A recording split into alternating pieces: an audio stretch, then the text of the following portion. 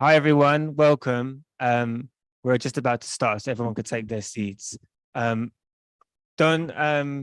worry about the microphone. This is for the live stream. So if you can't hear it amplifying, that's okay. It's not for us particularly. It's for the streamers. So streamers, hopefully you can hear us okay. We will be monitoring the YouTube in case anyone is struggling. So welcome, everyone. We're really excited doesn't quite cut how we're feeling, to be honest. We came from a celebration event yesterday at Utopia Theatre, and perhaps the most significant, profound moment of our careers, to hold space with the professor and the delegate group. Yeah, words can't really summarize that experience. I'm going to pass to Chiwe, and then we'll go from there. Good morning, everybody. Good morning to everybody else watching us on the live stream as well. Welcome, each and every one of you. So we are here today, for some of you again, for those who are coming for the first time and didn't manage to join us yesterday, we're here again to sit at the feet of our revered elder, Professor Ngũgĩ wa Thiong'o and his delegate. They're from the University of Nairobi and the Racial Justice Network. And this is an opportunity for each one of us in here to immerse ourselves in what they will have to deliver, and also to ask questions about the colonial struggle and its relationship with literature. This is also an opportunity to discuss the battles. So for students, those aspiring to be, this is an opportunity to discuss the battles we must prepare to face in higher education and society generally from an international perspective. Ultimately, it's a rare opportunity to learn from those who have spent many years and decades at the forefront of artistic and activist intervention in political, economic, and social progression. Professor Ngũgĩ wa Thiong'o and esteemed guests, we at the Center for Equity and Inclusion, as well as African Voices platform, are very happy and honored to have you with us today. We thank you sincerely for your presence in Sheffield, in this university, in our community, and in our hearts. And we warmly welcome you. My name is Chiwe Tandiwe-Chihana, and I am Managing Director for African Voices Platform. And we will be hosting the live stream today. Really honored to be among you, and I'll pass on to my colleagues. Thank you, Chiwe. My name is Mariam, and I'm a writer in Islamophobia, white supremacy, and counterterrorism. And I'll be speaking a little bit about decolonization in a university context today. I'm Alex Mason. I'm a researcher who explores the relationship between systems of white dominance, higher education, and the arts. I'm also the project manager for the Center for Equity and Inclusion, who are hosting the event today. For those of you who don't know, the center, its primary remit is to support postgraduate researchers of color across the university. That's primarily who will be in the audience today. But our ambitions also go beyond that too. We're working with 10 local partners, all well experienced in grassroots racial justice work, African Voices being just one example represented by Chiwe today. And together we're seeking to dismantle systemic racism, both within the university and beyond in the local community. We take an arts-led approach. There are many artists amongst the partners. Myself, my research is based within literature, and that kind of speaks to everything that we do. Collectively, we implement strategy, we make up governance, and we also program center activity. So the idea is that it's really trying to dismantle this barrier between a higher education institution and local community groups, organization doing the work on the ground. There are various things that we do as part of our program. There are racial justice projects. There are mental health groups, discussion groups as well. There's a mentoring scheme. There's an anti-racist archive. And there are also our training workshops. Previous workshops we've done over the year have been around abolitionism with Mariam's project, Give Over. There has also been work of the Racial Justice Network, who are honored guests today as well, around scholar activism. And the other element that we're looking at today in particular is decolonization. And we're all a bit still unable to understand and take in the fact that we're having this conversation with Professor Ngũgĩ wa Thiong'o and the delegate group. I think we're still trying to wrap our heads around it. It is our absolute honor to welcome you here with us. We've been reflecting in the kind of the build up to this event about decolonization and the state of it in the UK today. It feels like in 2015, there were a new set of students who were really buying into decolonial theory and taking it to the streets. We saw that with the Roads Must Fall campaigns across the world. But since then, it feels like institutions are co-opting the term. It's being turned into something of a buzzword. It's being quite casually and uncritically replaced by words like diversity, inclusion, even anti-racism. There's very little consideration for the actual frameworks and legacy, the specific frameworks and legacy that have built up the field of decolonial study and activism, which of course, Professor Ngũgĩ has been seminal in forming. So we want to interrogate somewhat today the state of decolonization as it stands in 2023, not just from a UK context, also a general global context. What is the major challenges facing those wanting to decolonize both the university and other systems of power across the world? This is something that our speakers are going to talk to, and we're going to invite you as well to offer your own discussion points and your own thoughts on that as well. But I'll just pass on to Mariam.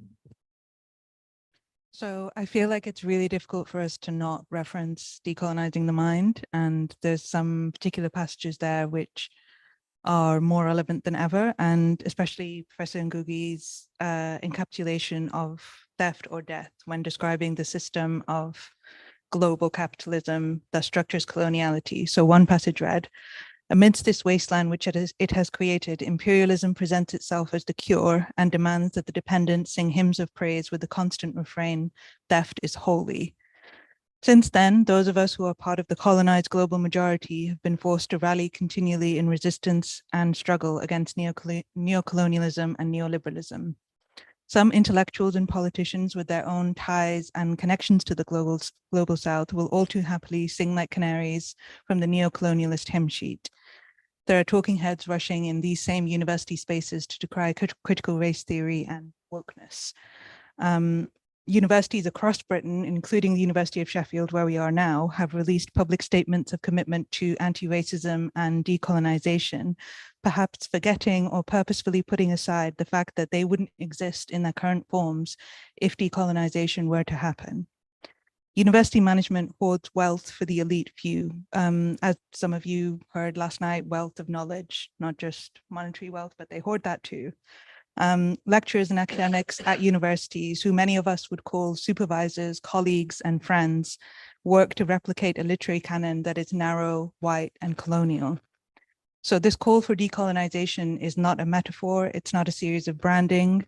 Decolonization is about unsettling colonizers, their stolen land, and their conscience. Professor Ngugi's work has been seminal, and his novels, short stories, and plays have been a source of strength for many of us. I'm really heartened by the work that the Racial Justice Network have been doing. And there's one passage I want to share that they wrote, which goes, "At a time in which hegemonic thought asserts itself through the colonialities of knowledge, multiplied and emphasized by the colonialities of being, the words of Professor Ngũgĩ come ever more to the fore. Resilience of the world preceding the colonial architecture of thought and practice are needed more than ever, especially if we are able to imagine and inhabit prefigurative worlds emancipated from colonial trauma." Professor Ngugi's urging for people to write with their mother tongues and not turn to English in the first instance remains as prescient as ever. One passage from Decolonizing the Mind read, "Language as culture is the collective memory bank of a people's experience in history. Culture is almost indistinguishable from the language that makes possible its genesis, growth, banking, articulation, and indeed its transmission from one generation to the next. Language shapes every conceivable corner of society, culture, and life at large. As global politics reach for neoliberalism and individualism at every turn, it is more incumbent on the rest of us to behave collectively and in solidarity with our fellow peoples. Colonialities of knowledge, of being, and of doing are written into the fabric of our societies. But as Professor Ngugi's work reminds us and urges us, they can be undone. If, as Professor Ngũgĩ wrote, it is the final triumph of a system of domination when the dominated starts singing its virtues, it is up to all of us to tear down that same system loudly and proudly. And it's in that spirit that we're inviting you all to be with us today and to discuss some of these finer points around decolonization with a view to explore higher education specifically, but to extend beyond that as well. We've called it a workshop. It's going to be quite informal. We're going to ask our panelists to open with some remarks if they would like to share anything about their views on decolonization. And then from that point on, we will invite people from the audience to ask questions as well. And then we'll just go from there. It is an informal gathering today. So we have started slightly late. There will be a short break in about an hour or so. But for now, just to say once again, thank you so much, everyone, for joining us. We are absolutely honored and privileged to have you with us. And perhaps before we start, just one more round of applause. It seems fitting.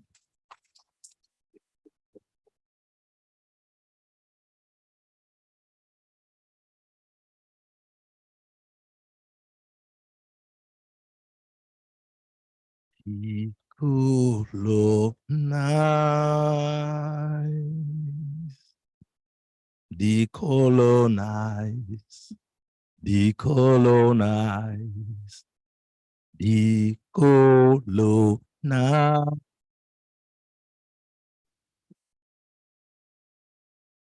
decolonize, decolonize, decolonize.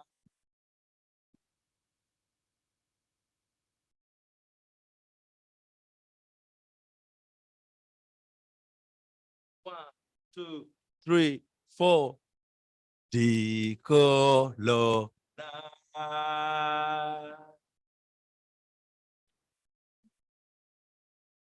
You're right. Decolonize. Decolonize your mind. Yeah, yeah, yeah. Decolonize. Decolonize. Decolonize your soul.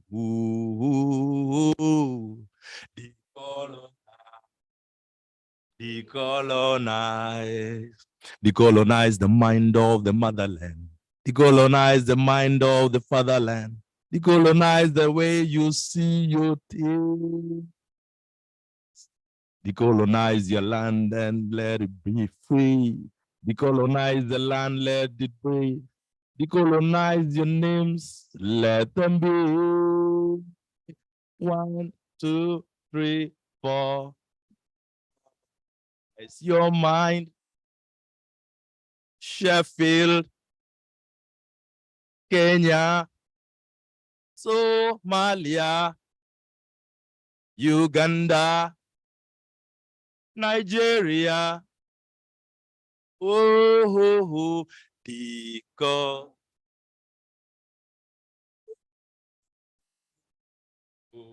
decolonize, decolonize. 1, 2, 3, 4.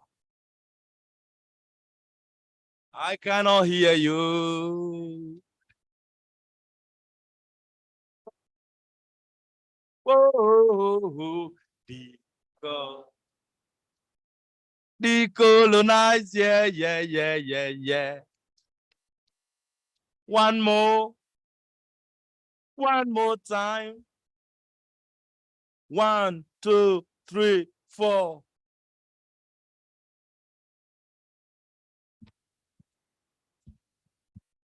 decolonize, decolonize. Oh, the Algeria,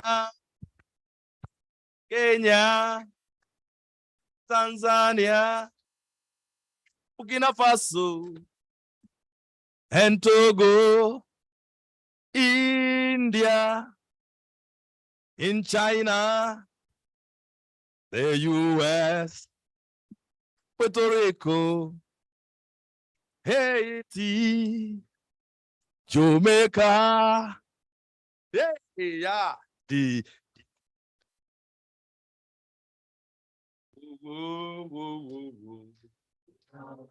everybody, everywhere, decolonize the mind. Oh, sorry. My name is Dongi Geduku. I come from Nairobi, Kenya. I'm a human rights defender, a decolonizer, and I'm part of the RJN, Racial Justice Network, Kenya branch. And I'm here courtesy of hanging out with a big man. So I'm lucky to be here. And last night, we had a very, very, very nice coronation ceremony where he was coronated as the king, the emperor of literature, and the emperor king of decolonization. And so we are actually at the moment calling him the king of Sheffield.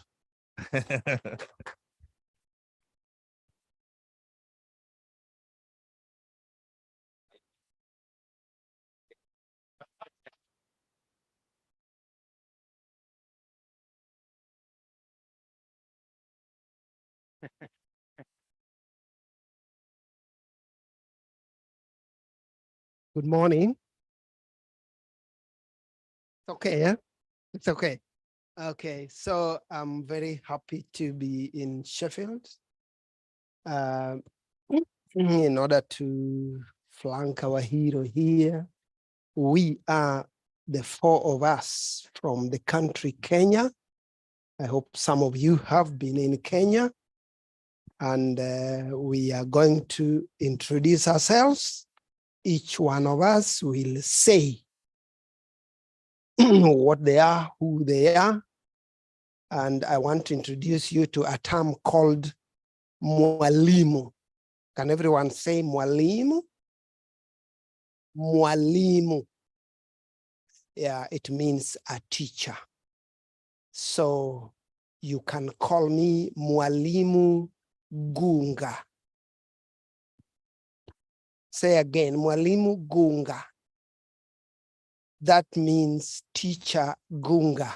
I am a teacher educator at the University of Nairobi's Faculty of Education, from where the three of us have come. He has come from Kenya, but from a different sector. So I'll give this opportunity to each of them to say who they are, and then we will continue from there.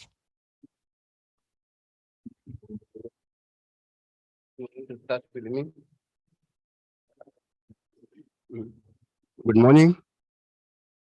You have been taught one word in Kiswahili, mwalimu. So using the same system, you can call me Mwalimu Muasia. Mwalimu Muasia. I am from the Faculty of Education, University of Nairobi, where I teach sociology of education. So you can see the relevance of my being here.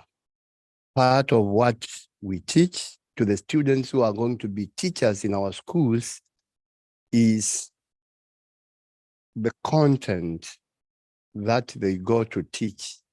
How is it presented to those students? So I teach sociology of education. Of course, if you are teaching in a university, you teach many other things, but my best basic course that I teach to every student who is training to become a teacher is sociology of education. And maybe later on, I will say a few things about why we need to decolonize education. Why does it matter to you here in Sheffield? Why does it matter to us here, there in Kenya? In our olden days, we read most of Professor Ngũgi's books, which he had written that time. Though I may not look like the olden days you may think, but when I was in high school, this is the book I was examined on. It's called The River Between. I was looking for another one, which that time had been translated in Kiswahili, called The Black Hermit, which had been translated into Kiswahili to read Mtawa Mweusi. Mtawa Mweusi. Can you repeat? Mtawa Mweusi, The Black Hermit. You read it, you see how he started visualizing education system in our country from the late 60s to early 70s when we were being examined. On this one I did in the 70s. So in our culture, we say when you have many years, you have eaten quite a bit of salt that has gone through your system. Hope later on I'll say something about why do we need to decolonize education really? Why does it matter? Or it doesn't matter to you people, does it? It does. We'll discuss that later on. Modoni? Thank you, Mwalimu Mwasia. Good morning, everyone. Okay, I am Mwalimu Modoni. Now that we have that term, or we know that a new name now in Sheffield. And you have met so many walimus, but I hope you remember each one of them. So I'm also an educator, a teacher at the University of Nairobi. And got to know about LJN some years back, because I'm usually a constant visitor in the UK. At this point, I may as well say I am the mother of the LJN CEO. So whenever I came, she would take me to her meetings. I got interested and wowed by what she was doing. And in one of the events, I asked, why do you just address racism in UK? Because in my heart of hearts, I knew racism is also in our own countries. The colonizers may have left, but we were left with the attributes of racism. They are there, they are internalized, and we are not able to recognize them. So they suggested we extend it to our country, which we did. And I was so lucky to have these two colleagues as the bosses in my department at that time. So when I proposed that we'd like to link with LJN UK, Mwasia was the chairman of my department and he was very supportive. Gunga was the dean, Faculty of Education, and was very supportive. So within a short time, we held 2 conferences in Nairobi, LJN, University of Nairobi, and University of Manchester. And then COVID came because the last one was 2020. So this is a continuation which I'm very proud of. And I'm hoping that we are going far. And still the same CEO was able to link us with the activists in our country. Rarely do academics bother with the activists, isn't it? But I was amazed at the way LJN looked at it, that we write books, we do research, we keep them in the library. Those who do not go beyond, for higher education never get to know what our results and our data and our analysis showed. And therefore, most of our recommendations are never implemented. But if we team with activists, they will be telling out what is in the shelves for those who have no time to go to the libraries. And we said, wow, what a nice idea. So we went for Geduku and his team. They were supposed to be a number of them. The issue was the travel documents to this country. And we have never regretted.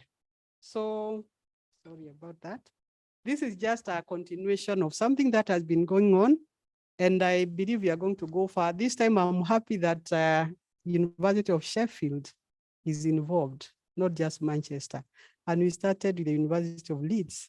So aren't we people getting somewhere? These are Kenyans looking for me back at home. So now these are 3 universities, and LJN, and more activists, I believe. So as we continue, at this time, we said it's a time when you are going, our discussion is going to come out with resolutions, not just talking about decolonizing, but doing decolonizing. We shall come up with ideas of how we are going to decolonize, not how we are colonized, and then we moan and leave it at that. We must go back with ideas. Thank you.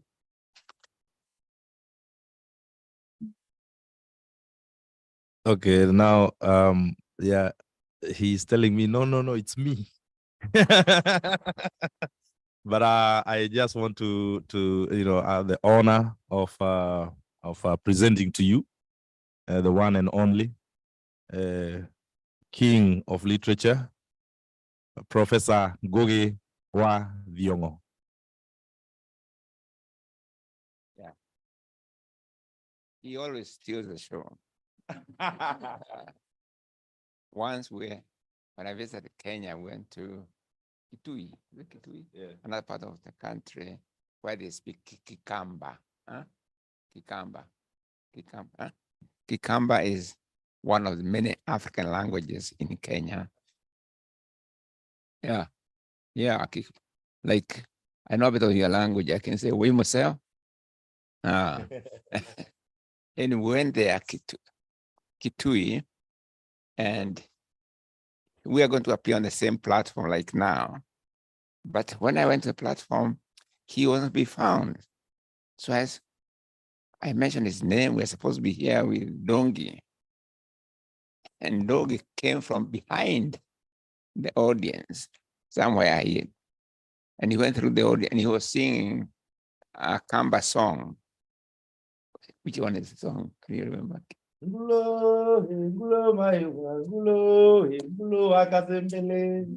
Yeah. Yes. Yeah. And the whole audience, because mostly they were Kamba speakers. By the time he came to the platform, everybody in that audience wanted to hear what we were going to say. Right? Because that song is very popular among the Kamba and among other Kenyan peoples. So, and they were singing with him as he came on the platform. So, but he still makes the show in a good way. Okay? Yeah, right, yeah. Now, I'll just say a few words.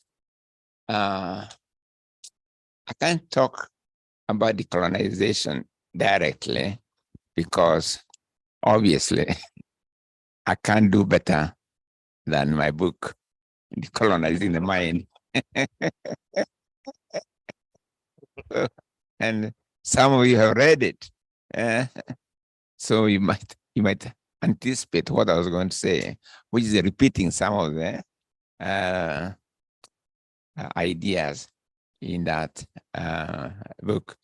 But when you come to questions, we can explore anything, including how I came to write the book and why.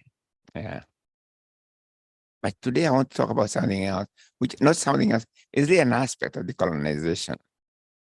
And I'll call it something you read in my mind. What do you think I'm going to call it? The next book? Anyway, I'm going to call it, I call it normalizing abnormalities or the colonial. Normalizing the abnormalities of the postcolonial in particular. Now, and I want to give a few examples of what I mean by that. Things we take for granted, we use them all the time, but we need to question them also. And I'll start with, he's reminding to use that my mouth is not loud enough, so I have to use this. Can you hear me now? Okay, please. I'll try. Oh my God. So I have to start by saying 1, 2, 3. Yeah. Yeah. It's for the live stream mostly. Okay. Right. No, but even that. Anyway, let me start with a few examples of that.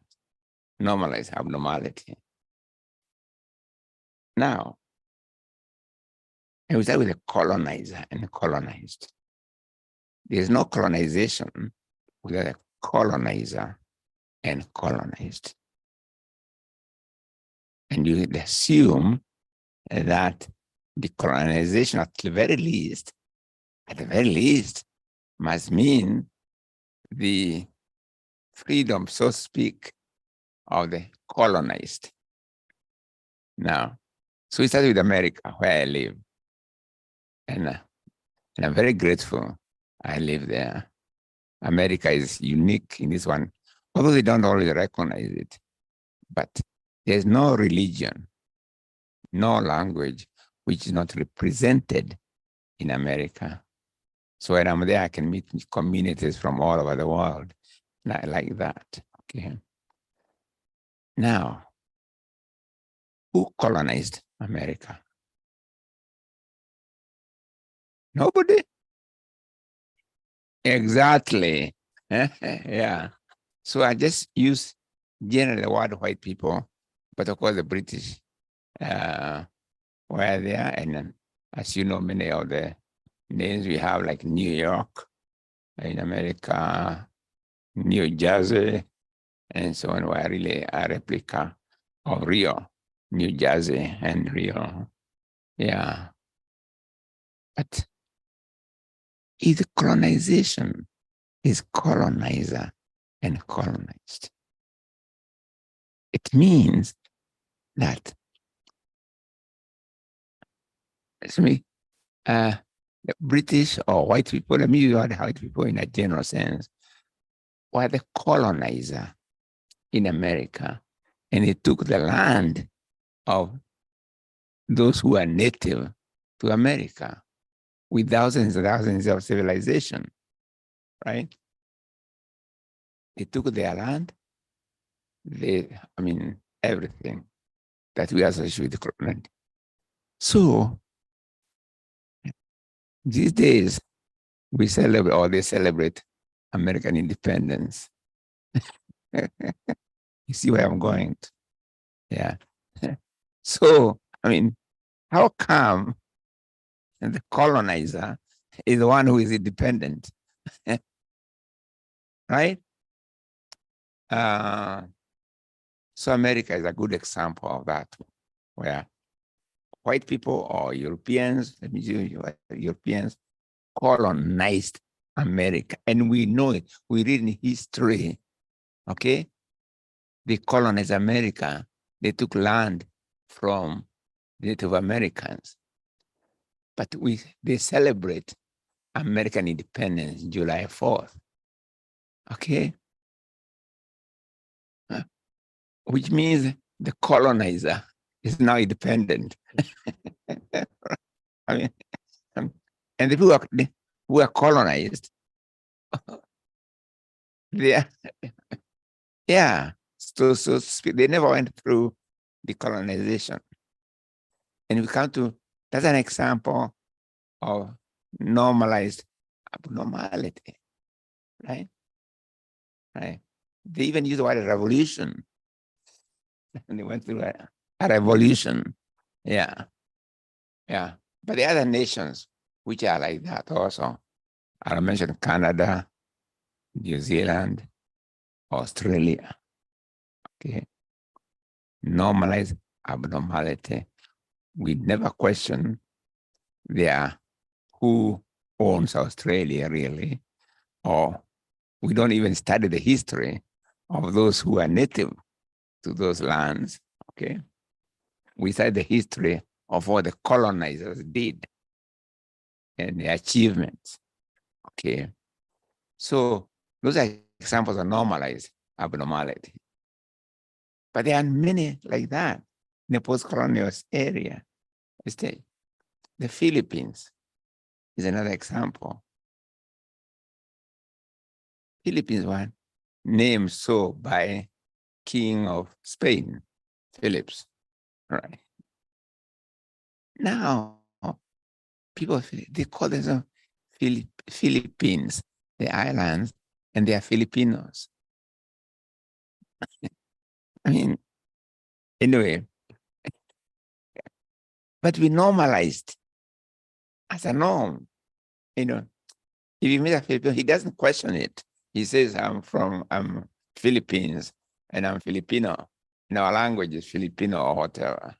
Philips everywhere who colonized those islands. That's another example of normalized abnormality. Okay. Which other example you can, okay. But when we come to Africa now, the same pattern in the post-colonial area. And I would probably start with names, you know. And I'll start with myself, really. I like starting with myself because there was my early books, you see, they were written by James Ngugi. Huh? It reminded me to, thank you. Yeah. James Ngugi. Why James? I was given an African name, Ngugi, and I'm called Ngugi Thiong'o. This simply means Ngugi, son of Thiong'o, my father. But when I was growing, I was also called Ngugi. I can be identified with my mother, Anjiko, or my father, Thiong'o, or sometimes the region I come from. They can say Ngugi or Limuru as opposed to another Ngugi of Banana of Nairobi or another region, okay? So Ngugi has a meaning, really, okay? Now, when I was baptized in church, I was given the name James. And in fact, when I was to be baptized, he asked for your name, and I said, "Oh, I want not just one James. I want James and Paul."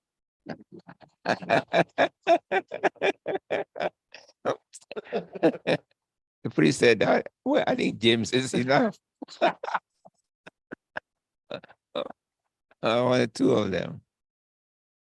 But when I realized the history of that naming system that come with the colonialism, I was horrified. And I could not literally, physically, I could not live with the name James anymore. Let me tell you a bit of the history, not the whole history, but mention it. When Africans were captured into slavery, you know, they were just captured and put in a ship belonging to anybody. Okay. And to distinguish, they were in one ship. And to distinguish who owns whom, they were branded. You see the film by Sabina Usman. It's horrible. They were branded like we used to brand animals. In the same way, you brand the letter or B or A or whatever, or just a mark. So, and in a plantation, African names were banned more or less. You became brown, meaning you say brown, everybody knows you belong to the plantation owned by Brown. Okay? So I saw baptism into James as part of the same thing. saying now I'm owned by James. Right. That's why I could not really live with it. Yeah. Yeah. But let's come to, and today, you in Kenya, it be normalized as an almost every Kenyan who has a they say Christian name, as if African names cannot be Christian. Nearly what they call Christian names are all European names, correct? Yeah, but because so normalized, it's so normalized that people think it's normal, right? And they say proudly. In Zambia, I visited Zambia once, and they're going to a bit of extreme because I found some who are called crankshaft. You know, that's a Christian name. and spanner. But it becomes so normalized that it looks normal. Except for people of Zambia. It's not strange. Huh? And I'll tell you one more story from, not from Zambia, but from Zimbabwe. I was once sort of more or less, I was invited to Zimbabwe once, and there's a friend of mine, Ngugi, with whom I worked at Kameredo in Kenya.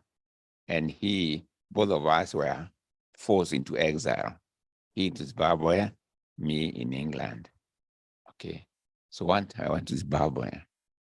And so he had started a theater movement in Zimbabwe. And one day he held a party for me. And of course I went around introducing myself individually too. And I met this girl. I said, I'm Ngugi. And she said, forgive me. I said, so I thought she was too Christian, and she said to forgive me. I done her no wrong. Forgive me. So I went to just around the party and I said, by the way, what's that girl called? What's her name? She said, forgive me. Yeah, no, I said, I said, why? I was puzzled. What is it that wherever I go, they say I forgive them? No.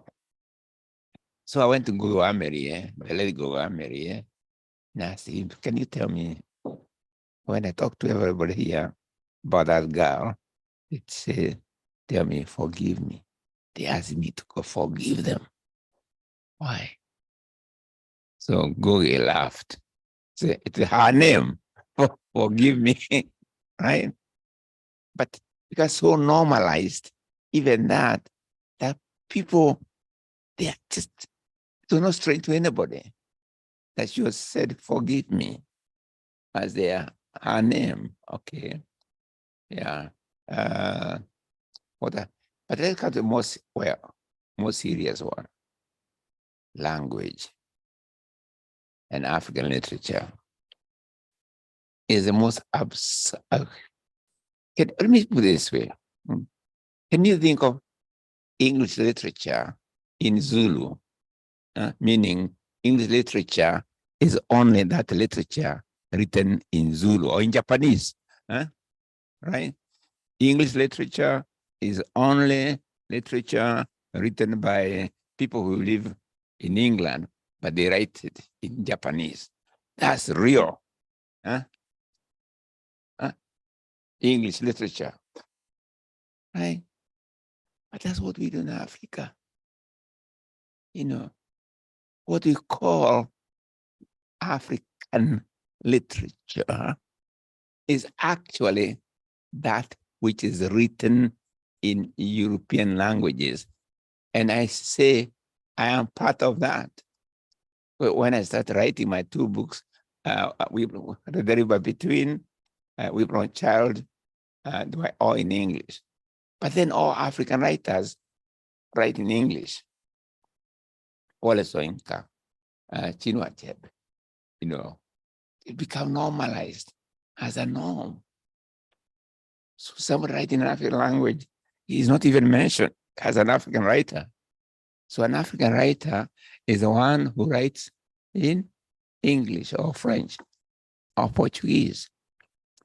And prizes, there are very many prizes for African literature, to promote African literature. Okay. You have to submit. It has to be English submission. In other words, if you send your manuscripts written in Kikamba, oh no, okay, doesn't qualify. But if the same person writes in English, it will qualify as real Kikamba literature, right? Or Luo literature, or African literature in general, okay? That's normalized abnormality, okay?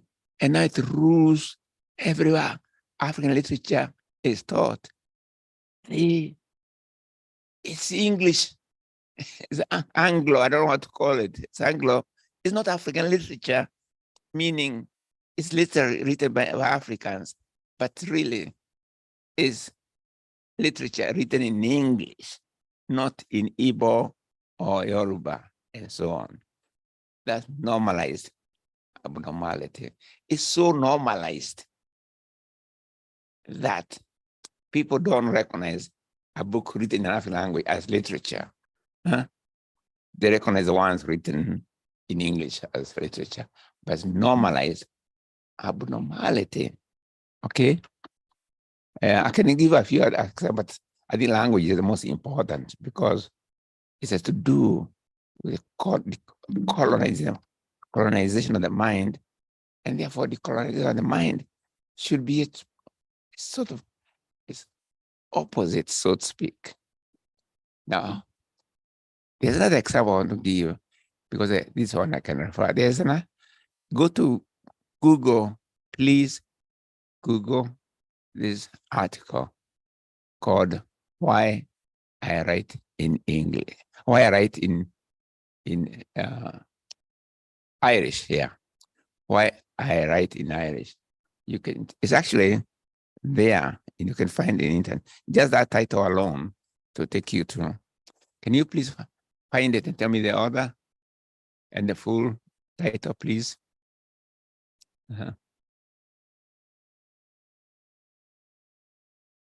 There is a Dom Hanil or something like that. Did you find it? Huh? Huh? Huh? Noir. Okay. Can you read the full title, please? Yeah. It's brilliant article that looks at the most famous Irish writers are James Joyce. He's never in syllabus all over the world, right? Yeah. But he wrote in English, not in Irish. Although Irish, towards 13th century, Irish had more writers and more advanced than Western European languages, right? But in 1950, I think 1590 something,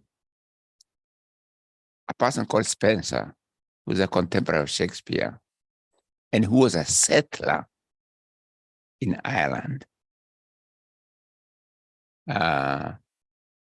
wrote a book on Ireland.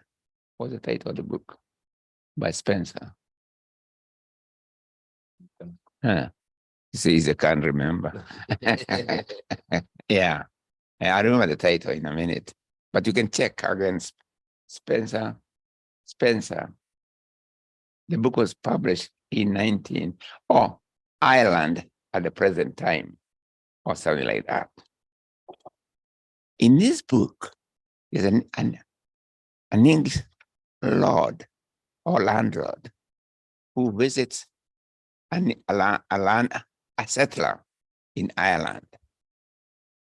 And they are talking like Greek, the Platonic dialogues. And he asked, the one who's visiting Ireland, why have we not been able to conquer the Irish? So they are suggesting how we can do it, because they've been resistant throughout. Okay. And he said, there are two names, okay, and language. All right. So language and names as tools of colonization were articulated by Spencer, a contemporary of Shakespeare and a settler in Ireland, in this book written in 1590 something. Okay. Yeah, you can find it there. He says, if we can get rid of their O's and marks, the Irish call themselves, they have wa, but it's equivalent to Ngugi wa Thiong'o. They'll probably say Ngugi o Thiong'o or Ngugi mark Thiong'o. Okay. Yeah. So if you can get that wa, that mark, and o. So the naming system was suggested in that book as what would make colonization successful. The other thing he mentioned was language, right? So as early as 15 something, these were being suggested by one of the leading writers of the time as the best ways of colonizing the mind, or as he put it himself directly, as ensuring the conquest of Ireland for the back. And today, what we call Irish, even James Joyce, who is taught everywhere, he knew his language very well, but he opted to write in English, and many others, right? Yeah. So I think that's a good example of normalized abnormality, right? And we should look at these normalized abnormalities, because when we can normalize, it looks so normal that we don't even think twice about it. Yeah. Like America, like Canada, like Australia. We don't think about the natives of those lands as colonized. We think of the colonizer as the one who is now independent, and we celebrate their independence. Okay. And I think, have I spoken enough? Okay. Yeah. Okay. Thank you.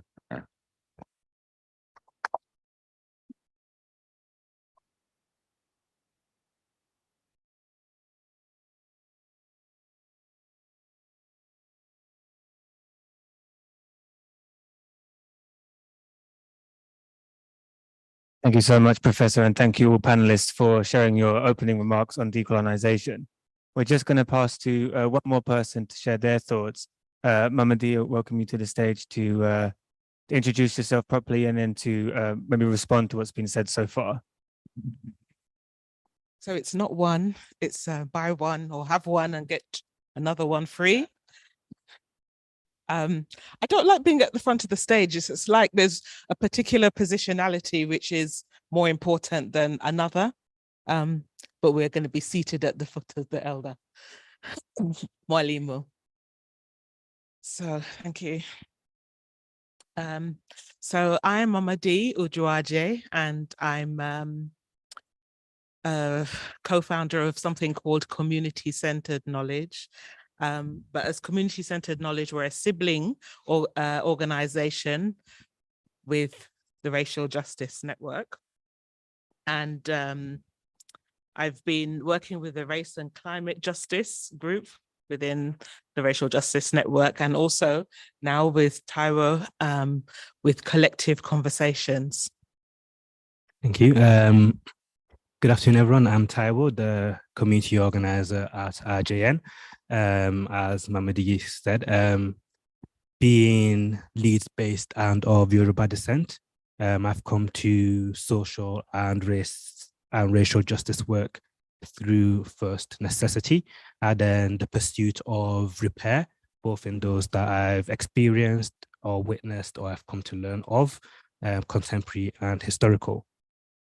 The Racial Justice Network is, as it says, a network of relationships to hold the principles and practice of racial justice, which recognize, celebrate, deepen, and share learning across the colonized world because of the acknowledgement that our collective intelligence, knowledge, and wisdom of mind, body, and spirit is what will be necessary to delink from the system of coloniality, which is known as decolonization as a process. I want to just, because it's just my tradition with CCK, with community-centered knowledge, to also focus on more than the mind, but think of the, maybe the language of the heart, which is maybe our emotions. And I just wanted to give a little story. Oh, okay, sorry. So I just want to give a little digression, a little story to consider this other language. I don't know, maybe many are too young to remember an English like folk story. It's a children's story about chicken licking. Have you come across chicken licking? So for those who don't know the story, chicken licking is just hatched, and upon hatching, something falls on his head. Yeah. And he looks up and he says, the sky is falling.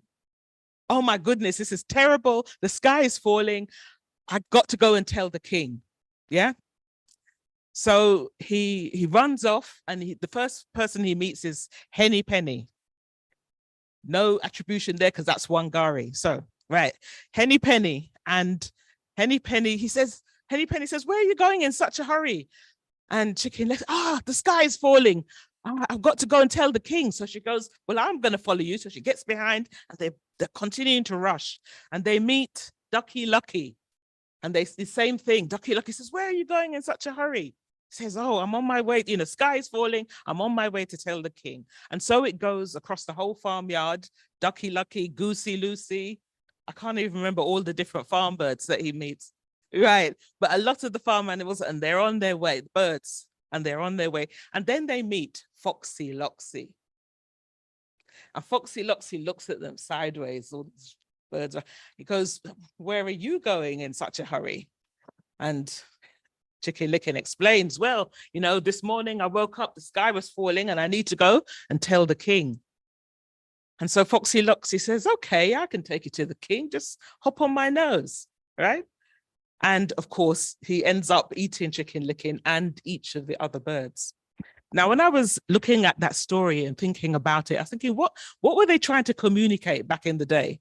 Yeah, with this, because most of the folklore is there to tell a message, even if we've forgotten it. Yeah. And I was thinking, you know what happened when the Chicken Licken woke? What happened? His nest was below an oak tree, and an acorn had fallen on his head. Yeah.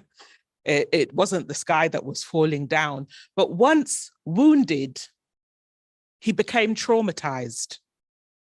And then the next movement after the trauma was to be in a hurry. Yeah, as we are.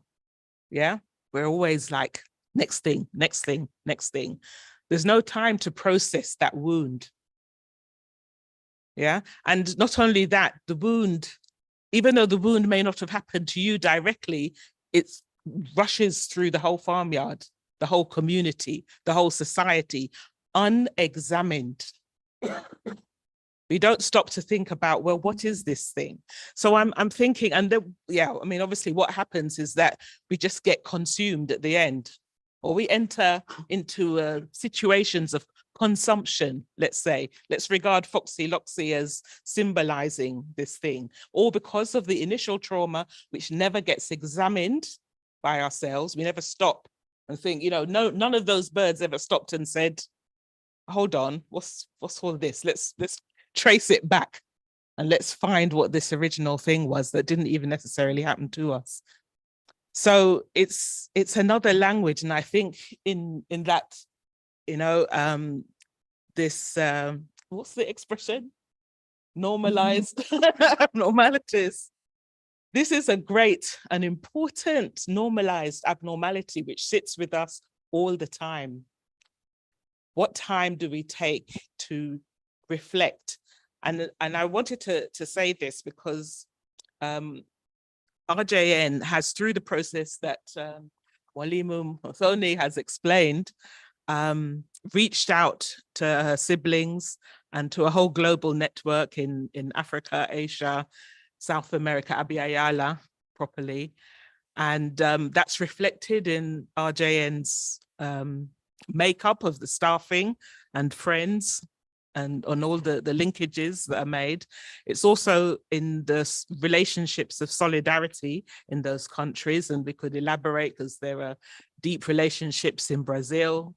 Wangari shared with me a very touching sibling relationship that's taking place there. And of course, here in Kenya, which we're experiencing today, and we'll continue to deepen. But we must take that time, I feel, to really understand the various ways in which coloniality has infused the way that we do things and the way that we process.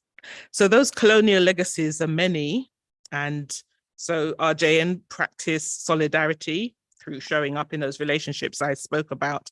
But naturally also RJN we have to always connect to the root. So that's our elders in the work, and not only elder in name, but elder wisdom throughout the global relationships. And we also champion and invest in Black futurities. Thank you. Yeah, thank you. And I just sort of round off our stage setting. I guess part of what we are trying to express here is the nature within, or where the symposium and this event sits in terms of contemporary and historical activism and organizing, both in the UK and internationally, for us to move forward and for us to effect change. We have to center the future, but we can't center Black futurities without knowing what is our present, and we can't understand our present without knowing how we got here. Hence why it is always important to look to the past and look to your left and right through time and space to different parts of the world and different histories to understand in better detail exactly what is the makeup of your current reality, which is why it is so important that we do take time and effort to reflect by having guests from around the world come to our spaces to help us transform the nature of our spaces, to change the energy within it and what has been said and done within those spaces. I think through this event and many others we are doing in Leeds and Manchester, these are active rebellions aimed at real transformation of academic spaces through which we want to normalize something not abnormal, something that should be normal inherently, which is the diversity of academic thought and the diversity of the epistemic sources we use to shape our thought and the diversity of the positions of people involved. So this event today and this symposium is not simply showcasing of academics in the world. It's much deeper than that, and it's much more impactful. And it's hopefully something that you will all feel through today and when you leave us. Do you want to say any final words? Just to say that RJN continues to reach out to a whole host of collaborations, and it's hoped that the whole symposium will be that opportunity to continue to grow in that way, and that the delegates here will continue to have relationship, and that relationship will grow and deepen across the whole of Yorkshire, West Yorkshire, and beyond. Yeah, so we really welcome the conversation that we're hoping to ensue now. Is not only conversation at the superficial level, but deep conversation that can lead to true solidarities and real relationships going forward. Thank you. Thank you.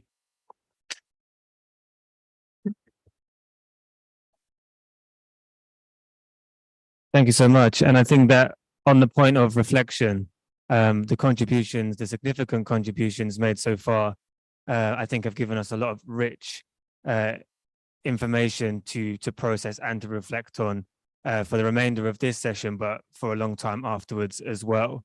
I'm wondering if this is perhaps a good time for a short break. Would that be welcomed? We'll take a 10-minute break, and then when we come back, we'll open it up to people in the audience to maybe pose some questions to the professor and to our panelists, and we can kind of extend this conversation and continue this work of deep reflection on decolonization. So we'll take 10 minutes and then we'll come back.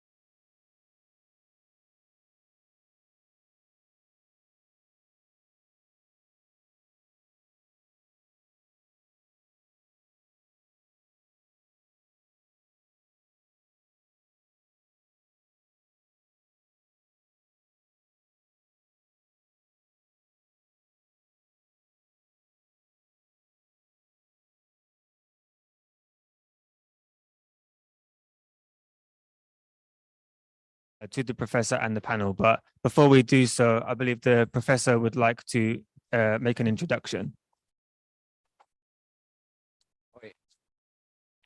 I want to tell you how I came here to this country this time.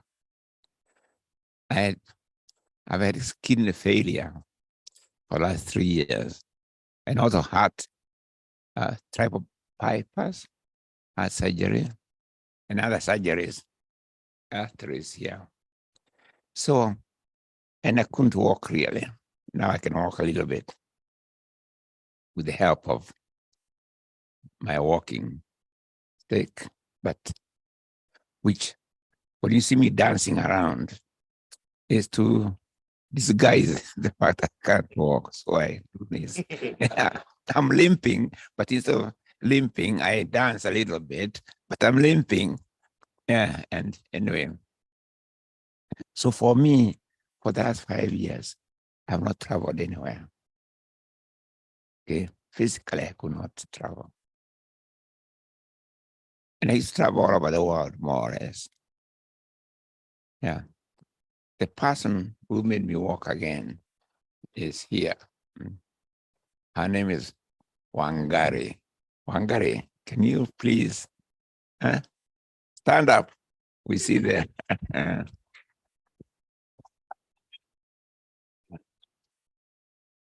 And Wangari is the daughter of Rodney. Yeah. Okay. But she really has a way of doing things. Yeah. She has a way of doing things quietly, almost not assertively, but in the end, you have to do what she tells you to do. So at one time, I thought my daughter went to hospital, and I would say, how can I go there? She didn't. I told her I may not come. She didn't say, please come. But in the end, I came. Yeah, right. So Wangari, I appreciate. Yeah. But if you like to know her character, please read the book called The Perfect Nine. She comes from that Wangari. Oh my God. And they read it. And you see where she gets that Wangari spirit. Yeah. From her mother, yes, but also her name tells all.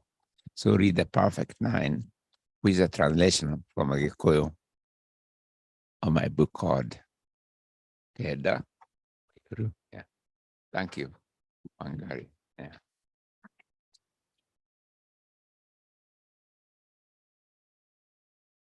Thank you, Professor. So at this stage, we'd like to turn it to the audience to see if there's any questions that you would like to pose. So we'll just go through a raising hand system, and we'll bring a mic to you so that the live streamers can also hear the question and the responses. Hello, so my name is James Odhiambo Makoguta. In the spirit of not normalizing the abnormal, today call me Odhiambo Makoguta, meaning Odhiambo, the son of Oguta. I'm a PhD student in health economics here at Sheffield, and also serving as a president of all African postgraduate research students here in Sheffield. Thank you for just challenging us and reigniting the fire in us. We are really inspired by the work that you have done. As APOG, which is a society of master's and PhD students in Sheffield, what we have been pushing through and the current discussions within the universities to explore ways in which the systems, because there would be biases that exist that members experience within the system academically. As African students, their colleagues who would be like, the professor, you know, has a perception about performance of students before, you know, the exam and those kind of things. So those are the issues that we are trying to engage the university at the top level to try and have. I know at the beginning we said, so what are some of the solutions to the issues that we are presenting here? And that is one of the initiatives that we are engaged in. We would be happy to be more involved with the Center for Diversity and Inclusion work. If you could see Alex and the team, clearly, I don't know how much diversity exists within the team. So it's not mainly about, you know, giving lectures, but to what extent are we practicing?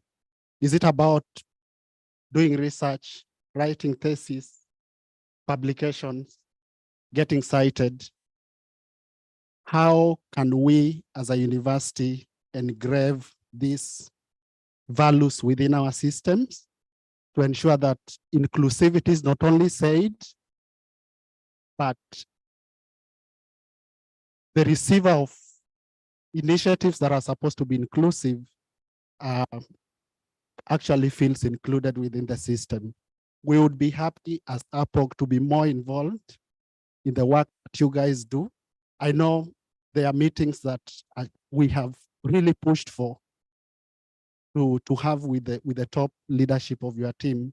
We'll be happy to see that changing at Sheffield, because it begins from here, but then that is what will make a great institution where everyone feels they belong, they are valued, and they are truly in an international university. Thank you very much. Thank you. And I think an important question that emerges from that is about how do we sort of transcend that very restricted neoliberal output-focused agenda within institutions, where even work on decolonization doesn't go very far beyond journal articles trying to meet impact for ref. How do we actually ensure that our efforts as researchers, when we're engaging in decolonial practice, actually results in a material transformation for those well beyond the university structures? And I think that's something that those of us engaged in this work fully are really trying to contend with. Our responsibility goes well beyond just trying to churn out another journal article. It is to the most marginalized within our local communities, but also our global communities. I think that there is a question there for the panel about how do we best do that as researchers, as distinguished academics on the panel could answer that. But perhaps we'll take one more question and we can pose two together. I'm going to come here and I'll come to you afterwards. I'm going to stand up. Thank you, Alex. My name is Kaltum Osman Rivers, which is a married name and it's a colonial name, I know. Everyone knows me as Kaltum Bande, which is my dad's nickname. In the Somali community, you live with your dad's nickname, which is a very kind of, it's embedded into what he used to do best. I've got one story that would make many of you happy. My 8-year-old is now going to a school that's very white. So specifically to yesterday, they had to eat a set menu and he had no choice. So he had meatballs. So he said, Mom, could you tell this school to be decolonized and take Mona with you? Because he heard us talking about this. He's living I'm a PhD student doing my final year in sociology. I'm working with the community. I'm Somali who was brought up in Somalia, partly, but mainly here. But my children are growing up that early education of, which I didn't have to because I lived in Somalia. that early education of actually being an activist in a family that is a dual heritage. So the reason that he's mentioning Dr. Abdi is because we're always talking about decolonizing everything we see in this country. The other part is I often have this debate with Somali scholars, unlike myself and Muna, others who are almost in denial of what colonialism was in Somalia, in terms of saying we were protectorate, and you think whatever you were, there was a colonialism there. So we need to think about, and it's not all, but we have that struggle where we're sitting with those who are living with the system and benefiting from that, and by having that kind of dialogue. And we then are the radical ones that are saying, yes, we have been colonized, because our names have not been changed. If Christianity didn't come to parts of Somalia, doesn't mean there was no colonial power. And how do we then, in your experience and amazing mind, do we make sure that those who are making influences really understand that we're not just British educated Somalis who are radicals and activists for what would you call woke, but we're the real deal and we want to change things. Thank you. Thank you. I'll take one more question over there and then I'll summarize for the panel to respond. Okay. Actually, why not? So I'm gonna go by Wairimo, which I go by Veronica, but in today's moving forward, I will claim Wairimo a bit more. And yes, so my name is Veronica Wairimo, and I'm a PhD researcher, writer, educator at Queen Mary in London. And I think what I'm sort of grappling with as I'm doing my write-up right now is, I mean, research can be, seen as a dirty word for racialized communities, in particular as a site of like epistemic violence, extraction, and exploitation. So how can we as researchers practice, methods that, draw from decolonizing thinking and do not exploit communities that we're researching? And how can we move into these be in community with people, research communities with this awareness? I think it's something that we need to reflect more of as researchers and people in academia.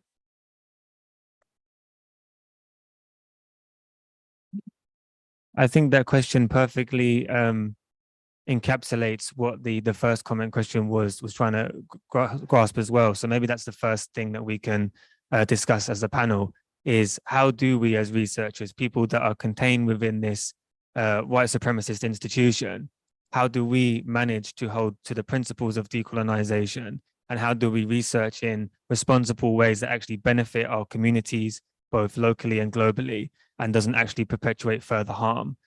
So perhaps we can put that question to the panel. I wonder if, Professor, you have something you'd like to respond with, or somebody else.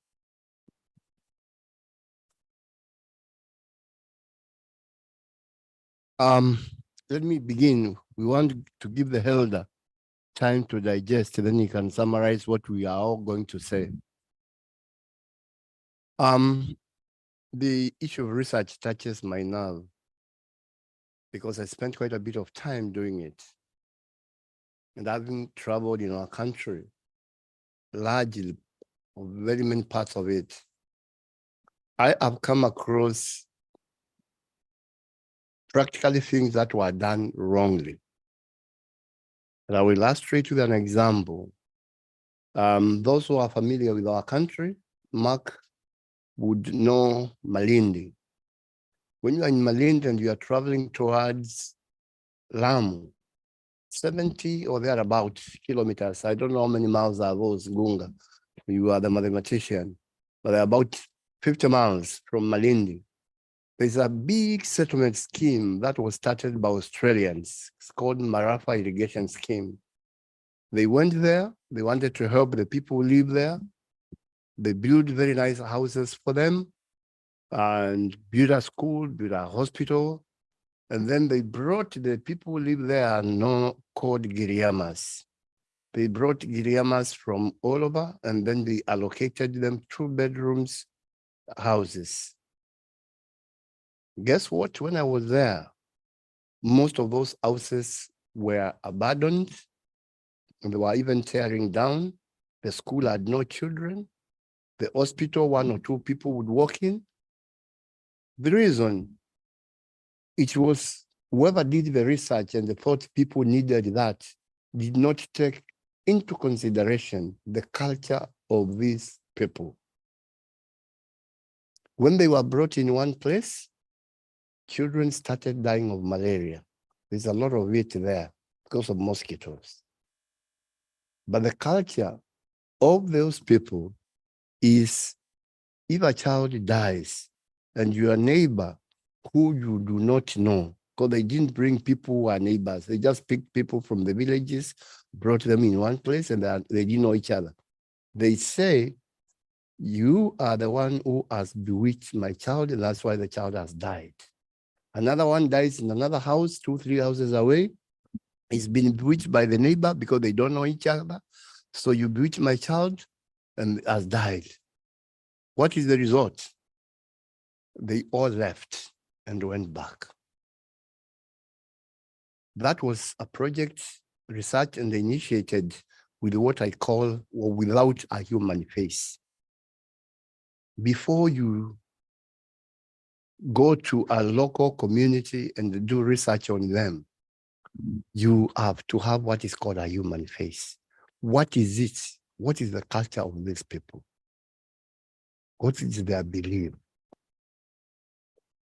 That was not taken care of. Yet somebody traveled all the way from Australia, came, did the research, went back, told the Australian government. They put up a big scheme, a big one.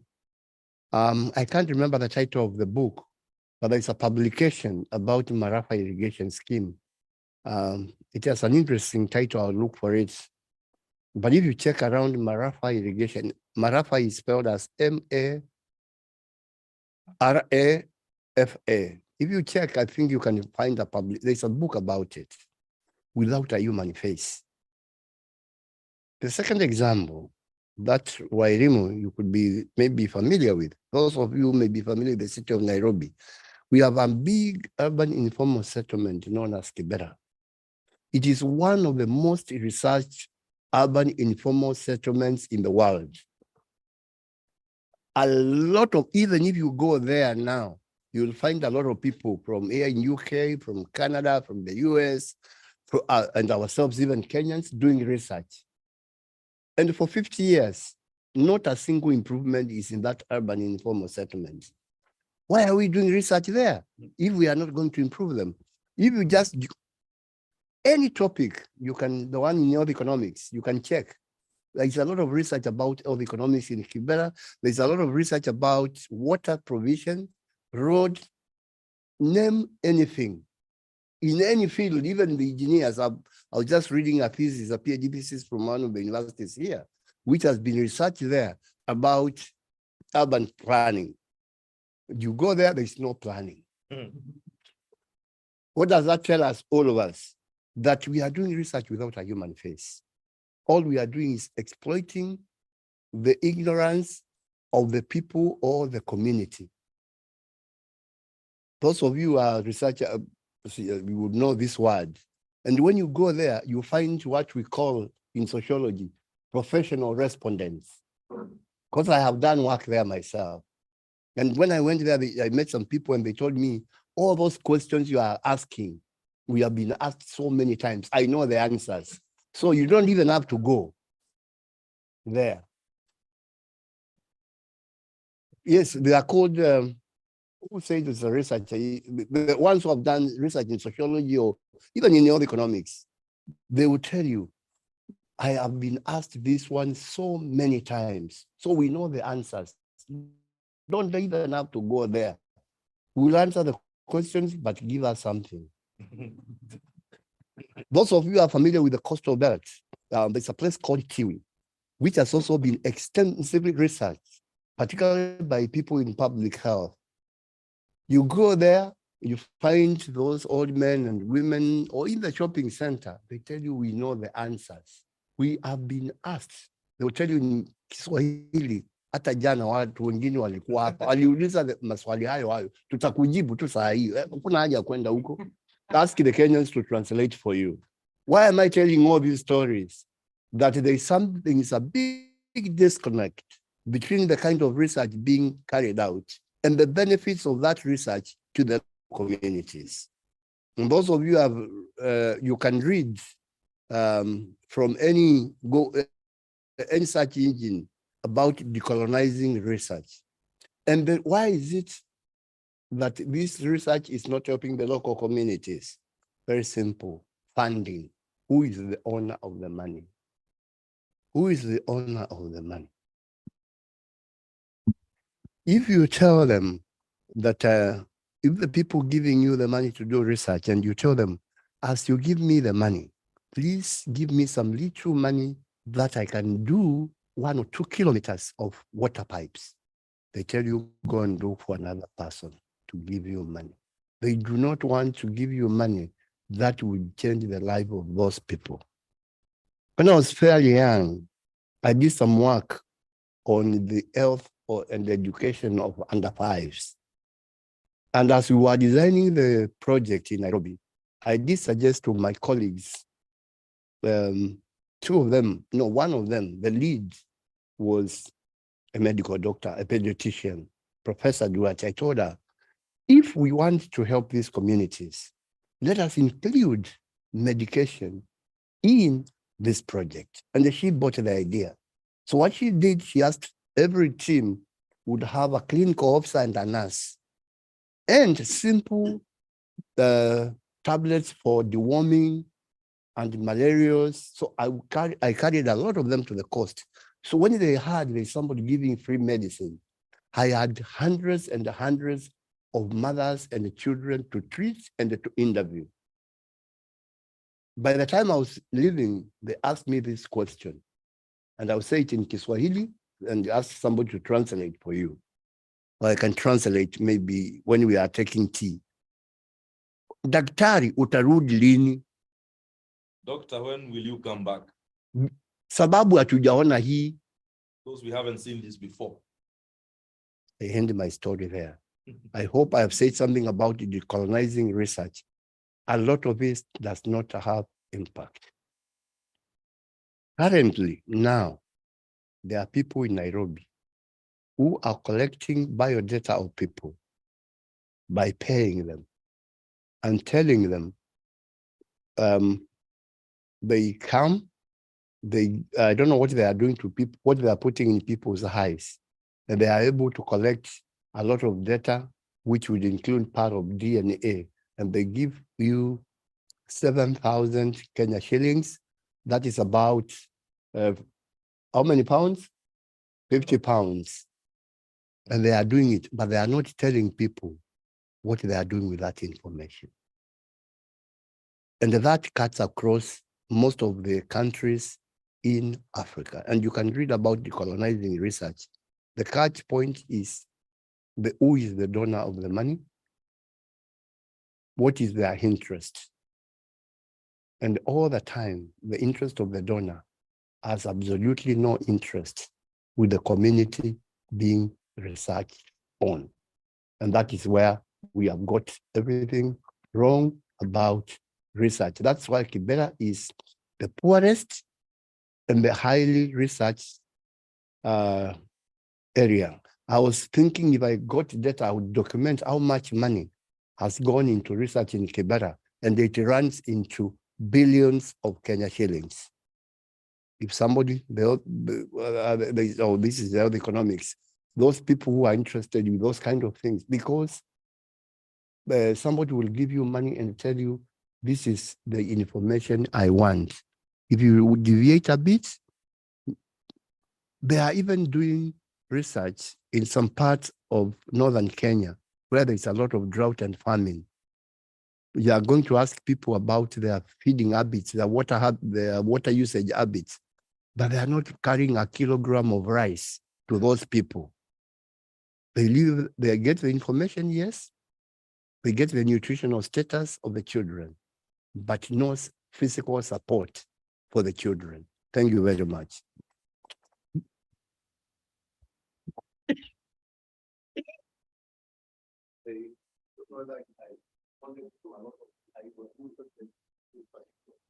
I think that speaks to a lot of conflicts that we have locally in Sheffield about where funding comes from and the amount of consultancy that takes place from the university to various communities. So I think that really does speak to a lot of us in this room. So thank you very much for that.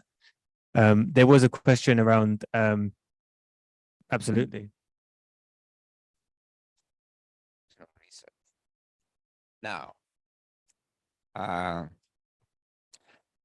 there's one time I came to a conference in Leeds of scholars on Africa, or African scholars, or Africanist scholars. And the whole hall was full of African scholars, European scholars.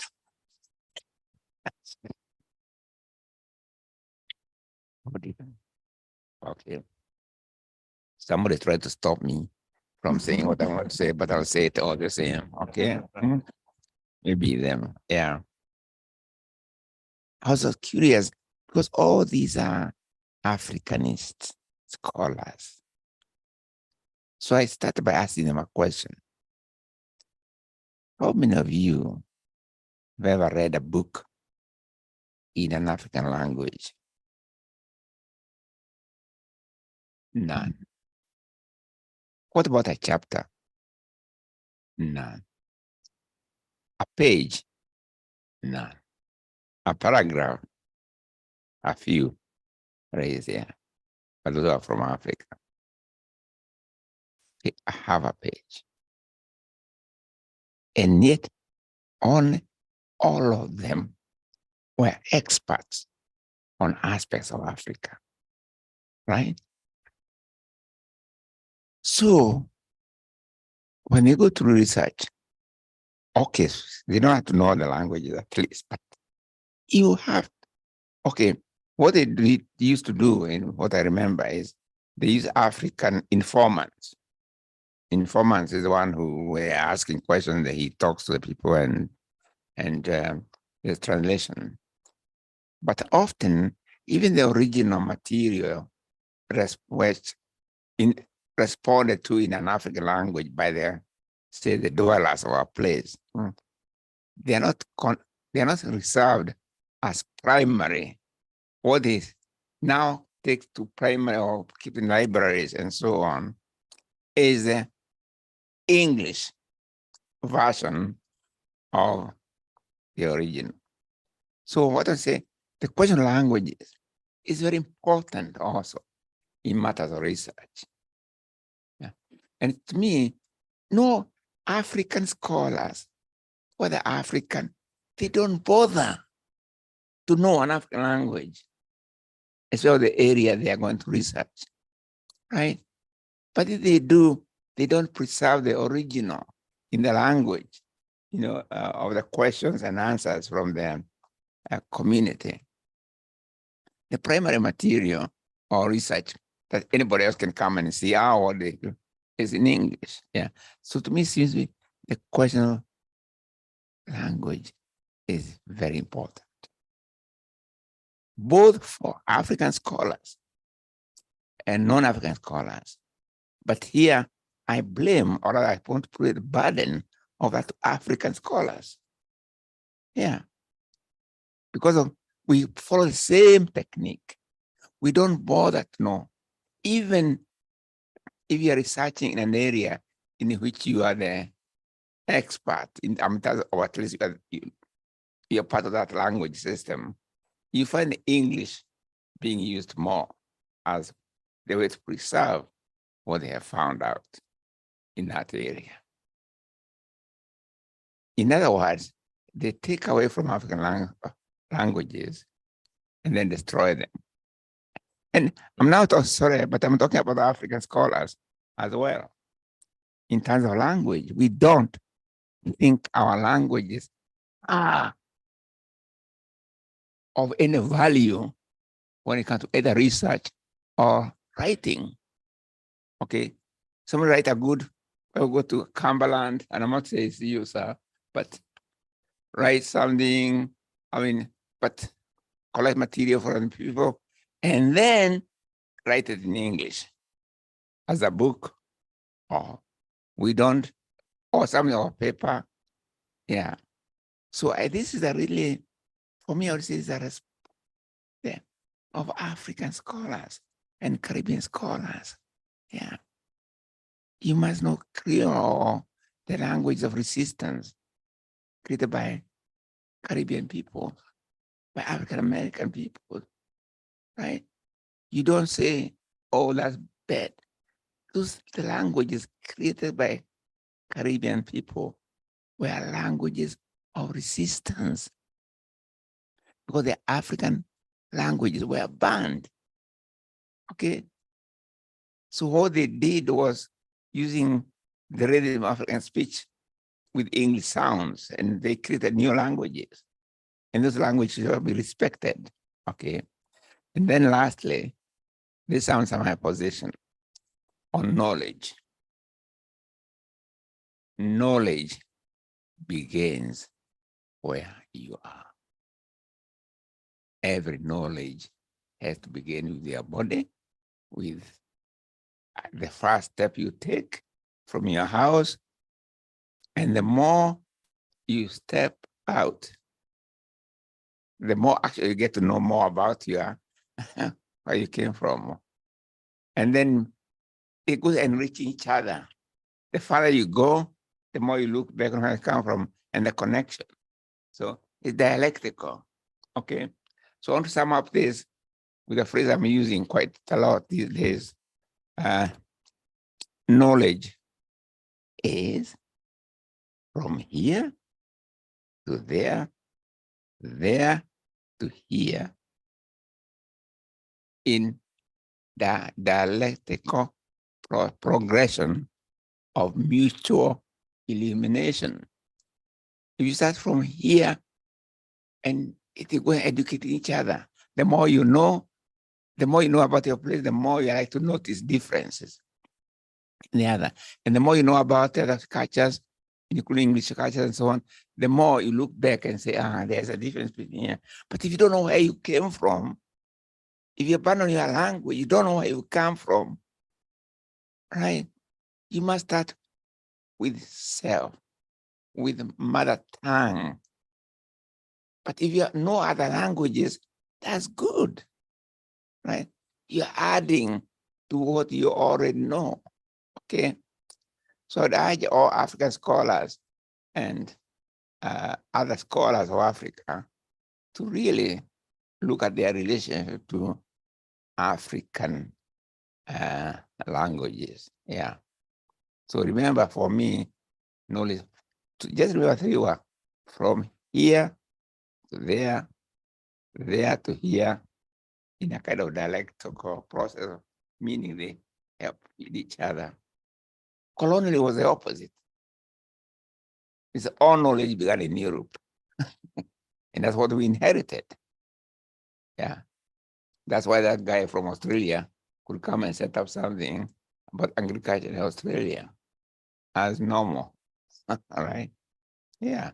So we scholars on the continent, really, at least, we must take, we cannot go on taking, we have to do something about it ourselves. It must begin with self, right? All knowledge begins with self, with where you are. Even you can see children, they know their nose when they see somebody else's nose, they can say it's different or it's the same as us. Okay? Knowledge begins where one is.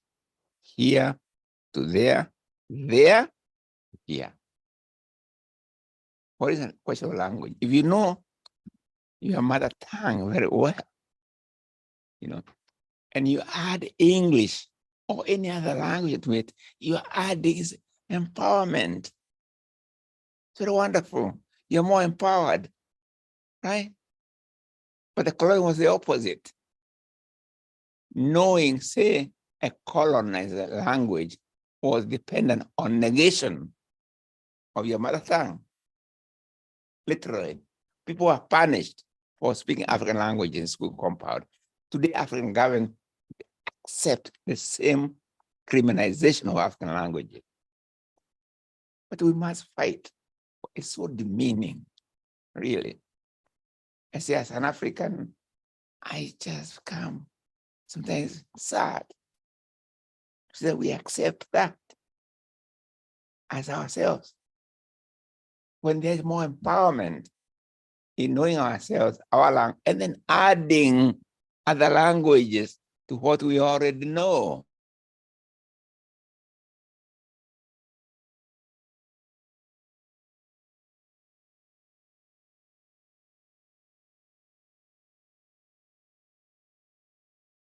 Good.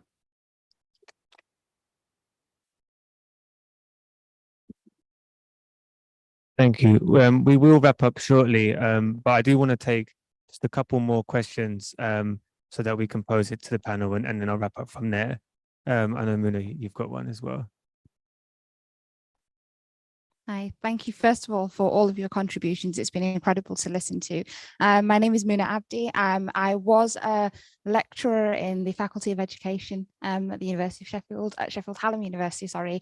But I left to support educators who were invested in anti-racist and decolonial work from outside the confines of the institution. So now I don't work at a university, but I do still support educators. So this question is for just the esteemed colleagues that come from the Faculty of Education. How do you support teachers to be resistant to the colonial knowledge that is easily accessible to them because they've gone through it throughout their university experience and throughout their teacher training experience, to now become activists in the classroom? Because we do have across the city teachers who really do want to do the work of decolonization, but they don't have the tools and the frameworks and the support to be able to do so. So how do you empower the future teachers and the current teachers that you work with to be resistant in the classroom and support their students?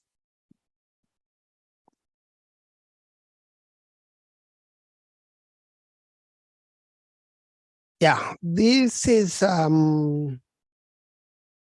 it's a little challenging in the sense that especially in our countries, the former colonies, when they got independence, those who are our liberators and the politicians, simply they appeared not to want the physical presence of the colonizer. So when the colonizer exited, then they took their place and every other system remained intact and is affirmed by neo-colonial principles. Unfortunately, it has happened to date. Up to now, Kenya is 60 years independent, but if you see the practices, still admire the colonizer. So it is a challenge, and especially with the technology, most of them coming from abroad, you'll find many people are still mentally captured, actually brainwashed, so to speak, because they support the abnormalities that the professor is talking about, because it appears to have been normalized for quite so long. So the question you are asking is something that I think need very clear attention and research so that we can empower the people to do the right thing. Thank you.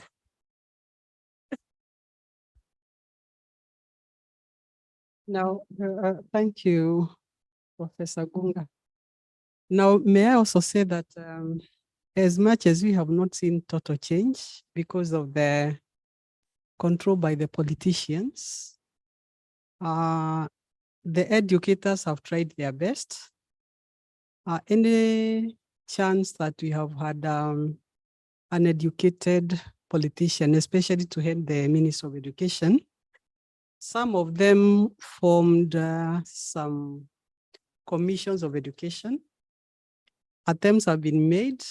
They haven't gone far, but there has been some attempts with commissions that try to Africanize education. So we have several in the history of, in our 60 years history. We never go far because they themselves are products of the colonial education, but they have tried.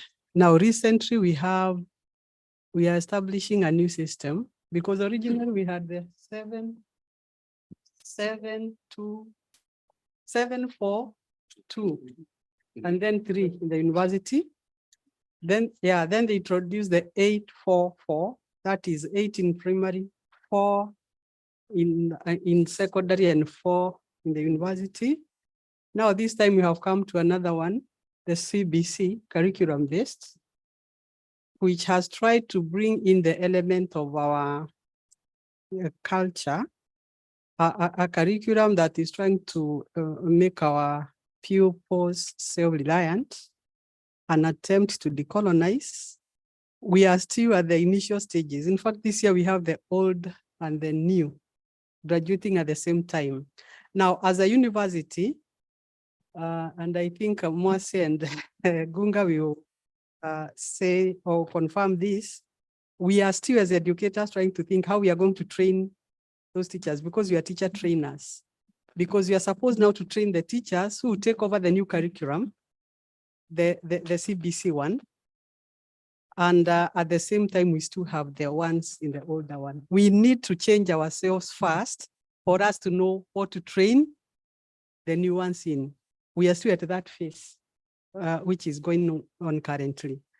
Now, as far as doing it as activism, this is where we are. There are a few other organizations, but I would say Faculty of Education is the first one that is pushing for it, because the first 2 meetings we have had with RJN, in fact, it was on quality education. That was 2019 in June. Then RJN and University of Manchester came again in 2020, and the topic was decolonizing education. We came up with some principles of decoloniality, which we are hoping to go through before we finish this conference on 18th. So we are trying. Thank you. Maybe just a quick one, because it was directly what are we doing. I want to say this, as a department, the one that we work, the 3 of us, we've tried what we can to make the curriculum of the department remove a lot of the colonial overtones that have been there. When I was chairman of the department and Gunga was the dean, we did revise the curriculum and introduced new courses that are tailor-made to our students, particularly the postgraduate students, but even for the undergraduates. Let me just illustrate with an example. Ngugi is a philosopher. One of the topics taught by all the students is called African philosophy of education. It was not there when we were being taught ourselves, so that the teachers are being taught to look at education from an African perspective, not just the way the philosophy we were taught ourselves. When it comes to what myself and Mudhoni teach, we've introduced new courses for postgraduate students. One of them is called African Social Structure and Education. So we are teaching them about the structure. And then another one called the Family and Education. And when you read through the content, all of it as African or Kenyan, so that we remove how we were taught about the structures of the family. You may not know, but when we were in school, we were examined on questions like this. For example, which is your motherland? That I answered myself. And my motherland at that time was United Kingdom. You could not write Kenya. If you wrote Kenya, you get it wrong. who was the first person, who was the first man to see Mount Kenya? He was called Dr. Kraft. Dr. Kraft. Because who discovered Lake Victoria?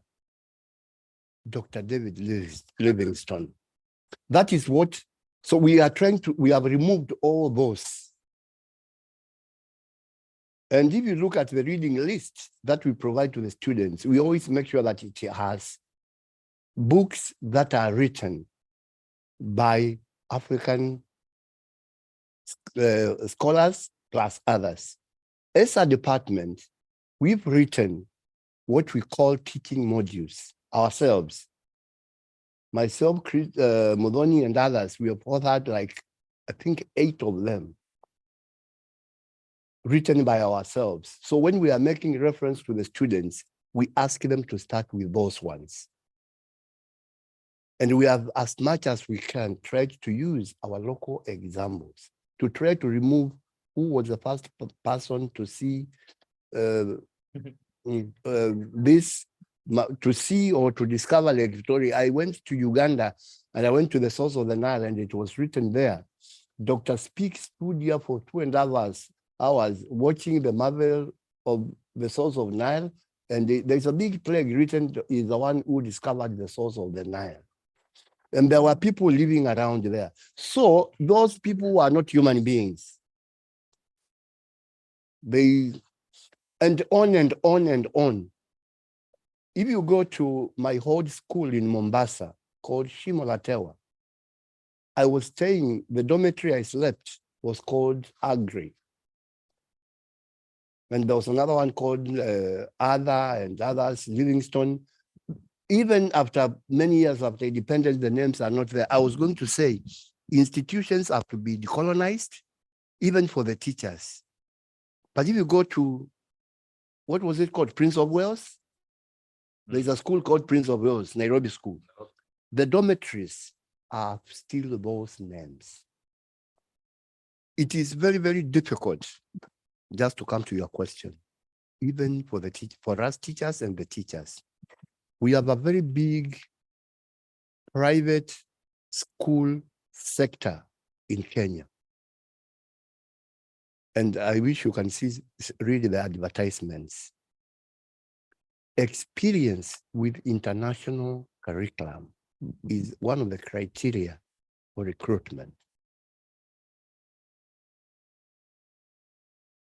So when the Kenyan teachers apply, they don't qualify because they have been trained by ourselves who have insisted on decolonizing the content. And when you go to those schools, the curriculum is just like here. I went to my friend's house, I asked the children, what are you? You're not in school? No, we are on summer holiday. And it was in July. Now, how can you be in summer holiday in Nairobi? Because they have been, what is it called? They have normalized the abnormal of being Americans. They were attending an American school. We have a big presence of that. So even ourselves, we face resistance from our own students who are inclined to want to join private sector teaching, which offers international curriculum. So you can see we are at the crossroads and in a catch-22 situation. We want our teachers to give the proper content, but there is employment. A teacher teaching in International School of Kenya will earn 6 or 5 times another teacher teaching next door, international school. The one next to that one is called, the one nearest there is, I think it's Loretto Primary School, the one with very closest public school. So teachers would rather, they even struggle to study these other languages, not that it is wrong, so that when they are applying, they say, I have basic knowledge of French, I have basic knowledge of IBE, those kind of things. So when you are doing it, you find, they will even tell you on the face, I am preparing to go and teach in Braeburn. So don't tell me about Kiswahili or anything. So that is where the things are. But as a department, and when you have time, just go to the University of Nairobi website and you'll be able to find our department, Educational Foundations. Look at the curriculum, it's available there. We have tried. My former boss was very good at that. He was very instrumental. He would spend a lot of departmental resources, take us to our hotel to write those modules so that we remove students from reading content which will take them back to where we came from. Thank you.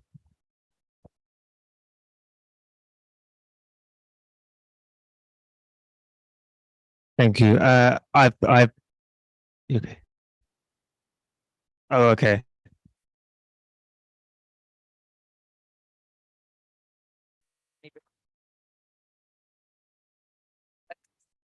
Okay, it may well be the same thing.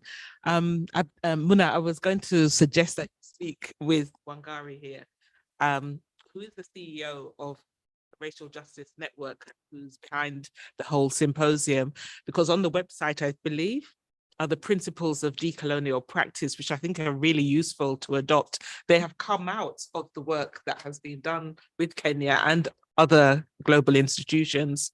So they represent a kind of a really well thought about set of principles that we could adopt in the process of teaching and learning, you know, from each other. I don't know if we're going to say similar. Thank you, Mamadi. Yeah, mine was just, I really appreciated the question. And I was laughing at the questions that you were asked at school. And I remember Githuku speaking to them, but also in our, maybe I'd say late night conversations with Professor Ngũgĩ wa Thiong'o, talking about singing the national anthem, God Save the Queen, at Lions High School, whilst your brother was fighting in the forest at the height of a state of emergency. And I was thinking about that irony. But I think the question I was thinking, I appreciated the question because that's where actually this work began, that the realization, because when I was invited to speak in 2019 on quality education, I was speaking to what I was taught at school, which was very colonial, and grateful to have a mother who was a historian, but also a family that had the tradition of challenging, of resistance, that meant that I learned a lot more outside the school about us or me than I did in school. And then, but the reason why we took to the opportunity to use to go in through my mother, but then with the support of the two bosses, was the realization they're teaching the teachers, they're creating a curriculum that teaches the teachers who go on to teach further and outside. So if we could work with them, then they could influence. And I'm really appreciating hearing what's happening, but I'm also, because we tend to finish all of our Racial Justice Network events with a call out, call to action.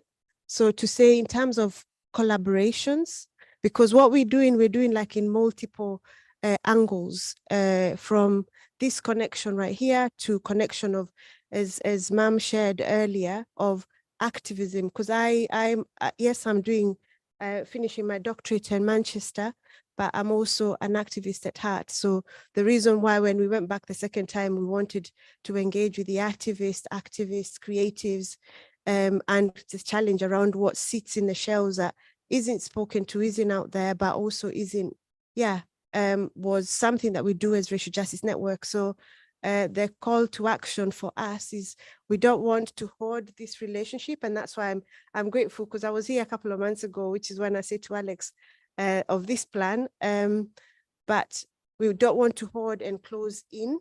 We want to open these conversations to much broader. I also appreciated the work that they're doing, but I also know because of coloniality and how it functions, the resources in the universities are not what we have here. So I'm grateful that I can do what I do here and get paid, because people like Githukus who've been doing what they've been doing for decades are also shot and locked up and everything else. So it's also about what resources do we have here?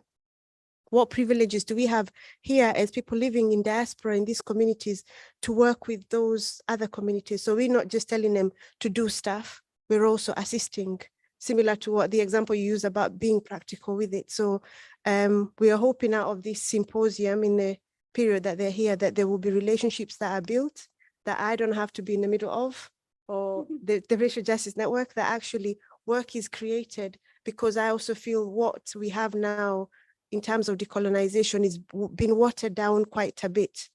And it's not having us at the center of or speaking to, and it'd be good if we ensure that we have those voices, those perspectives, those knowledges that exist outside of Western society at the heart of it as well. And we can only do this by engaging in this way. So yeah, so the call to action is what I wanted to end on, but appreciating that question as well and opening it up, that if it's possible for people to, because I know there's like all these things that have been put up for people to share feedback, but also if people want to collaborate and work longer with everybody else, please, you're welcome to.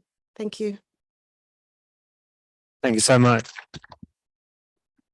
I know people in the audience will have more and more questions, but I think that's the perfect note on which to end. And the point has been made that this is to go well beyond, these couple of hours in this space. Hopefully there are new relationships, new forms of connection, new knowledges that are forming, and then we'll be able to progress on those, in the days, months, and hopefully years to come.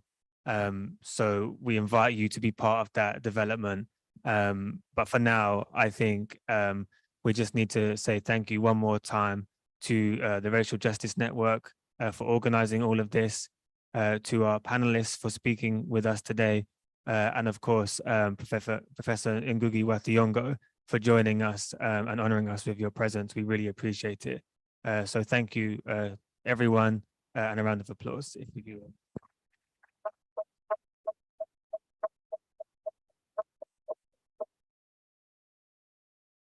So thank you for coming. Just to reiterate the point, there are Racial Justice Network scattered around the room. I've stuck some posters on. They have QR codes on them. If you scan it, it takes you to an online drive, so you can take any photos, videos that you've taken today, but also any reflections, thoughts, notes, anything that you want to share. We want to create like a living memory for all of us in this room, for all of the activities we're doing, and not just like one person's viewpoint, which is the colonial way. So please do. There's also on the door a couple of things where you can share some feedback as well. So yeah, thank you. Thanks, everyone.